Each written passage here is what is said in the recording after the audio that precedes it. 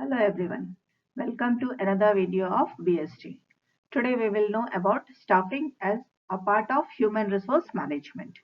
Staffing has been the integral part of our management process.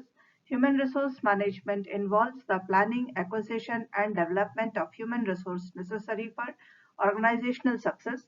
Human resource management process consists of 8 activities, out of which first 4 steps are human resource planning and addition of staff through recruitment and induction or introduction of staff through selection, which results in identification and selection of component skilled employees and placing them at appropriate positions. After this, through orientation, training, and career development, they are made to adopt to the organization. Then the last step in the human resource management process is designed to identify performance problems and correcting them. This is called performance appraisal.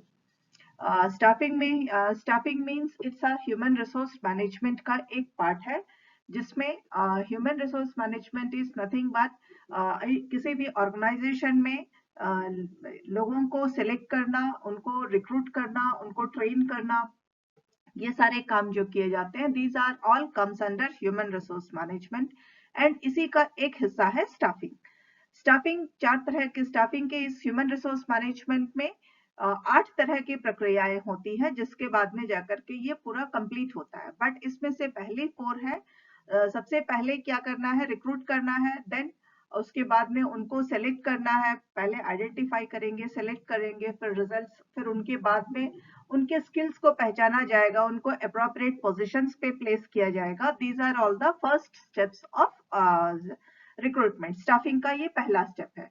इसके बाद में फिर इन सब का orientation किया जाता है, इनको प्रॉपरली ट्रेन किया जाएगा according to the organization and according to the post given to them and उनके स्किल्स के अनुसार जो पोस्ट दिए गए हैं इसके लिए फिर उनको ट्रेन किया जाएगा so that they are able to adopt the organization. वो ऑर्गेनाइजेशन को, जिन लोगों को एक्सेप्ट किया गया है, वो ऑर्गेनाइजेशन को अडॉप्ट कर सके, इसके लिए इन सबको ट्रेनिंग दी जाती है. इसके बाद में लास्ट स्टेप होता है ह्यूमन रिसोर्स मैनेजमेंट में कभी कभी इनको इनके प्रॉब्लम्स को सुनना और उनको करेक्ट करना. परफॉर्मेंस के वक्त में जो भी इनकी प्रॉब्लम्स होती है या जो भी कमियां हैं उसको एक्सेप्ट करना और उनको ठीक करना एंड उनका अप्रेजल बनाना. This is known as the performance appraisal. अब हम आते हैं इसके डेफिनेशंस पे. According to Drucker observations, the resources capable of enlargement can only be human resources. All other resources are under the laws of machines. They can be better utilized or worse utilized, but they can never have an output greater than the sum of the inputs. Man only of all the resources available, the man can grow and develop. Man is the only element which can think and read.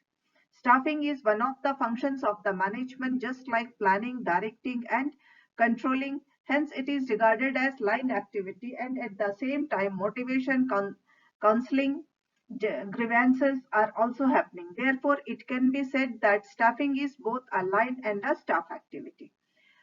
डरकर के अनुसार observation से क्या पता चलता है कि सारे जो रिसोर्सेज है, एक ह्यूमन रिसोर्स ही ऐसा है जो बढ़ता रहता है एंड बाकी जितने भी मशीनरीज, जो भी रिसोर्सेस होते हैं वो मशीन्स के लॉस के अकॉर्डिंगली ही होते हैं. बट वो सही तरीके से भी इस्तेमाल किए जा सकते हैं और गलत तरीके से भी इस्तेमाल किए जा सकते हैं. उनमें से लेकिन जो भी आउटपुट निकलता है उसका कभी भी जितना हमने इनपुट डाला है उससे ज्यादा आउटपुट उसमें से कभी नहीं निकलता. बट इंसान ही एक ऐसा रिसोर्स अवेलेबल है जो कि आप उसमें जितना भी डालेंगे वो उसको सोच करके उससे और अच्छा भी निकाल सकता है. एक ऐसा रिसोर्स है, एलिमेंट है जिसमें इनके सोचने और समझने की शक्ति रहती है. स्टाफिंग में एक और चीज बात होती है, staffing is one of the functions of management. ये मैनेजमेंट का ही एक हिस्सा है जिसमें प्लानिंग, डायरेक्टिंग और कंट्रोलिंग सब होता है.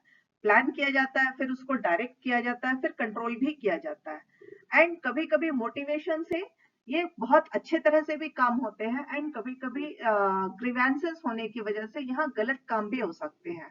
तो इसीलिए इसको line of staffing is both known as line and staff activity, दोनों ही इसको कहा जाता है. अब हम देखते हैं स्टाफिंग के process. Staffing process consist of the following points. सबसे पहला है स्टाफिंग किस तरह से किया जाएगा। तो सबसे पहला पॉइंट है man power planning. It is also called human power resource planning. The process of manpower planning includes forecasting, developing, implementing, and controlling, by which a firm ensures that it has the number and right kind of people at the right place at the right time, doing things for which they are economically most useful. सबसे पहले तो man power का पता लगाना होता है कि किसी भी ऑर्गेनाइजेशन में कितने मैन पावर की जरूरत है, कब तक जरूरत है, किस तरह के मैन पावर की जरूरत है। तो आप पहले अंदाजा लगाएंगे, अनुमान लगाएंगे, फिर उसको डेवलप करेंगे, फिर उसको इम्प्लीमेंट करेंगे, उसके बाद उसका कंट्रोलिंग होता है। अगर सही इंसान को सही जगह पे सही टाइम पे सही तरह से एम्प्लॉय किया जाए तो वो इकोनॉमिकली सबसे यूजफुल हो सकता है। नेक्स्ट है job analysis. Job analysis is a detailed and systematic study of the job to know the nature of the job. It is a process describing the job contents in terms of tasks to be performed and the skills, knowledge, abilities, and responsibilities required on the part of the worker to perform the job successfully.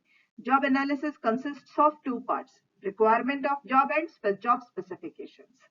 अब job analysis में यहाँ पे ये देखना होगा managers को कि किस तरह का जॉब है, तो उसका प्रोसेस क्या है, कैसे करना है और टास्क को कब तक खत्म करना है, उसके लिए किस किस स्किल्स की जरूरत है, कितने नॉलेज की जरूरत है एंड किस तरह के रिस्पॉन्सिबल पर्संस की जरूरत है, इसके बारे में पूरा एनालाइज करना होता है, इसके बारे में पूरा प्लानिंग करनी होती है।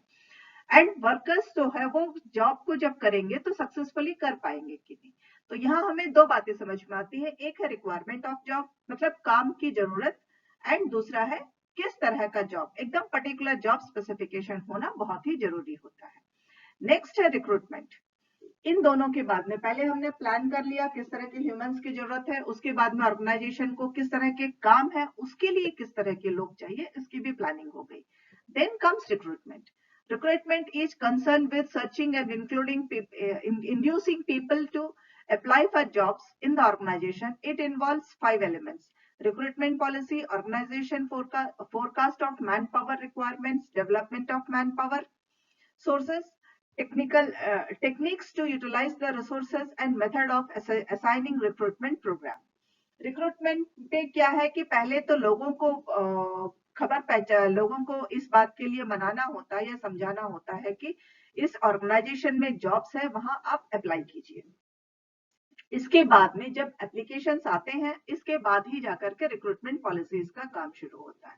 यहाँ 5 एलिमेंट्स है। सबसे पहला काम है जब बता दिया गया है, उसके बाद में जब एप्लीकेशंस आने लगते हैं, देन रिक्रूटमेंट पॉलिसी क्या है, किस तरह से आप उसको रिक्रूट करना चाहते हैं, उसके बाद में कौन सा ऑर्गेनाइजेशन है, किस ऑर्गेनाइजेशन के लिए ये रिक्रूट होगा, उसके बाद में एक फोरकास्ट हो, मैन पावर फोरकास्ट रिक्वायरमेंट है। मतलब क्या है कि पहले किस तरह के मैन पावर की रिक्वायरमेंट है, इसके बारे में जानना है। Then comes development of man power source. उसके बाद में जो सोर्स मिलेगा उनको किस तरह से और अधिक अच्छा बनाना है। Then comes techniques to be utilized for resources and the methods of assessing recruitment program. अब हमने टेक्निक्स देखना है कि किस तरह से इनको यूज किया जाएगा जो भी रिसोर्सेस है, एंड नेक्स्ट कम्स उनको किस तरह से रिक्रूट किया जाएगा।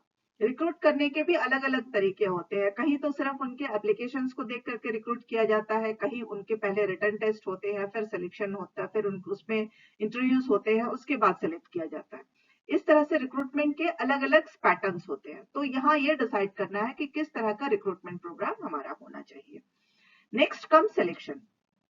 It is the process of matching a person to the job, which he involves using individuals who possesses the necessary skills, abilities, personalities, and successfully file specific jobs in the organization. यहाँ पे जिस तरह का काम है उसके लिए किस किस तरह के रिक्वायरमेंट्स है, इसके अकॉर्डिंगली, उनके स्किल्स के अकॉर्डिंगली, एबिलिटीज के अकॉर्डिंगली यहाँ पे सिलेक्शन के लिए प्लानिंग की जाती है। Next comes placements and orientation.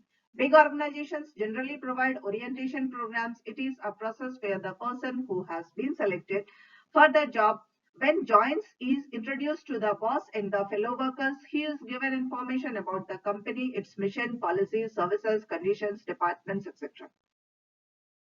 जब किसी भी एक बार सिलेक्शन होने के बाद में ये और ओरिएंटेशन जो है बड़े बड़े ऑर्गेनाइजेशंस में होता है, जहां उस नए पर्सन्स को अपने पूरे उस डिपार्टमेंट से उनको इंट्रोड्यूस किया जाता है, उनको उनके बॉस के बारे में, कंपनी के बारे में एंड उनका जो प्रोडक्ट है इसके बारे में सारी डिटेल्स में बताया जाता है। सर्विसेज किस तरह के काम उनको करने हैं, उनको उन कंडीशंस क्या है, उनको किस तरह के फैसिलिटीज मिलने वाले, ये सारी चीजें ओरिएंटेशन के वक्त बताई जाती है। Next comes the training and development. Training is the organized process by which employees learn knowledge and skill for a definite purpose and they reach to top and keep improving their skills. It motivates employees and improves efficiency of work also. According to Flippo, it is the act of increasing the knowledge and skills of an employee for doing a particular job. The basic objective of training is to achieve and enable them to do their job in a better way. यहाँ पे क्या है कि जब आप organisation में कोई employ को लिया जाता है, उसको उस ऑर्गेनाइजेशन के अनुसार, उसके काम के अनुसार उनको ट्रेन किया जाता है ताकि वो अपने स्किल्स को और बढ़ा सके और आगे बढ़ने में अपने आप को और बेहतर बना सके। Next comes promotions and career planning. Promotion means transferring people from a lower position to higher levels with responsibility, status and pay. Sometimes it is done without increasing in pay and that type of promotion is called the dry promotion. Promotion का मतलब है कि किसी भी इंसान को जब काम करते करते एक्सपीरियंस अधिक हो जाता है तो या वो बहुत अच्छा हो जाता है, उसकी रिस्पॉन्सिबिलिटीज उसको इस तरह से वो टैलेंटेड हो जाता है कि अपनी रिस्पॉन्सिबिलिटीज को पहचानने लगता है, तो इस तरह के लोगों को उसके उस पोजीशन से लेकर के आगे के पोजीशन में दिया जाता है जहां जिम्मेदारी भी बढ़ती है, उसका स्टेटस भी बढ़ता है, उसका पे भी बढ़ता है। कभी कभी ऐसा होता है कि जिम्मेदारी और स्टेटस रिस्पॉन्सिबिलिटी तो बढ़ते हैं लेकिन पे नहीं बढ़ता। जब पे नहीं बढ़ता then that is called the dry promotion. Next comes compensation. This is the major decision which the staffing department has to do is fixing the right compensation on the basis of qualifications, type of job, etc. It includes both direct and indirect payments also. ये सबसे ही अहम बात होती है कि किस तरह की सैलरी उनको देनी है, कितनी देनी है, कैसे देना है, डिपेंडिंग ऑन उनके क्वालिफिकेशंस, उनके काम के अनुसार। कभी कभी डायरेक्ट सैलरीज होती है एंड इसमें इनडायरेक्ट भी होते हैं, काफी सारे अलेवेंसेस को इसमें ऐड किया जाता है। तो how this has to be done, this is the major part. Next comes performance appraisal. Performance appraisal is a formal systematic program in which individual employees are evaluated according to their personal qualifications, performances and potential for development. ये हर साल हर organisation में हर employ का appraisal बनता है कि इसमें इन लोगों से कितने अच्छे से ये काम कर सकते हैं, किस तरह से इनके क्वालिफिकेशंस को बढ़ाए गए हैं या नहीं, या किस तरह से ये काम करते हैं और कितना आगे ये और आगे बढ़ सकते हैं, इन सब के बारे में एक अप्रेजल बनाया जाता है। Then comes transfer. Transfer means shifting the employees from one position to other at the same level, status and responsibility. This helps the organizations to manage situations where an employee is on leave. Transfer है कि same position में ही उसको एक जगह से दूसरी जगह में भेज दिया जाता है। वहां ना तो उसका सैलरी में बढ़ोतरी होती है, ना उसके स्टेटस में चेंज होता है, ना उसकी कोई रिस्पॉन्सिबिलिटी बदलती है, बस सिर्फ उसका डिपार्टमेंट बदल जाता है। इस तरह का पोजीशन जो है ऑर्गेनाइजेशन के लिए फायदेमंद होता है जब कोई एम्प्लॉय लंबे लीव पे जाता है। Then comes separation. An employee has to be separated from the organization. This may be different types like dismissal, asking him to resign or retirement. इन सब के बाद में काफी ट्रांसफर्स भी हो गए, सब कुछ हो गया, प्रमोशंस हो गए। Then come separation. एक पर्टिकुलर स्टेज आता है जब कभी कभी किसी एम्प्लॉय को अपने ऑर्गेनाइजेशन से हटाना होता है। तो ये हटाने के अलग अलग कारण होते हैं, या तो उसको डिसमिस कर दिया जाता है कुछ किसी कारणवश, या फिर उसको रिजाइन करने के लिए कहा जाता है। कभी कभी वक्त के साथ में हर ऑर्गेनाइजेशन का एक पर्टिकुलर टाइम है, उस टाइम के खत्म होने के बाद रिटायरमेंट करके उनको उस ऑर्गेनाइजेशन से हटा दिया जाता है। This is the process of staffing. Thank you girls.